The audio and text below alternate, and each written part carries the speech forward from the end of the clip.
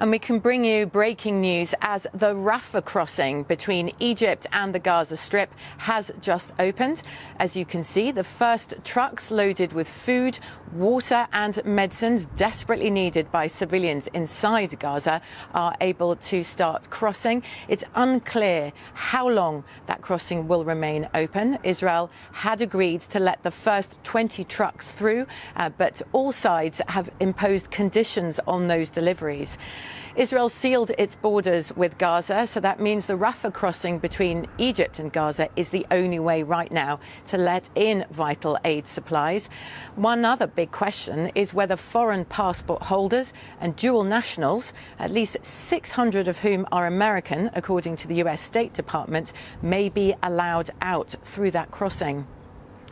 Tamara Arafai from UNRWA, from the United Nations organization, gave us this update from her team on the ground in Gaza. Very tragic. 17 of my UNRWA colleagues were killed in the last 2 weeks. I would like to remind that UNRWA has 13,000 staff in Gaza. Most of them, almost all of them, minus a few, are themselves Gazans from Gaza. They, for most, are sheltering in UNRWA schools and UNRWA shelters. And where they are doing all they can. So, for instance, we have mobile medical teams doing the rounds in about 90 shelters in the middle and south regions of Gaza. Also, bread has continued to arrive to different shelters, thanks to cooperation with the World Food Programme. But as Gaza is running out of clean water, people have been drinking water that is not fit for human consumption.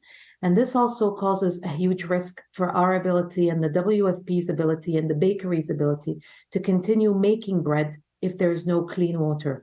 Our call has been very clear. Clean water has to go into Gaza. Fuel must go into Gaza to be able to nourish the water desalination plants of UNRWA and UNICEF so that we and civilians have access to clean drinking water.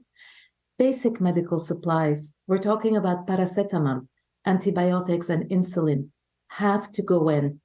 This is why when we speak about the convoy getting ready to go into Gaza, our call is that this should not be a one-off, as welcome as it is. It should be a continuous, unimpeded, and safe access of aid convoys and personnel into the entire strip, north, middle, and south, not just the south. And that was Tamara Al-Rafai from the United Nations organization UNRWA, the key aid agency on the ground inside the Gaza Strip, talking about the need for aid.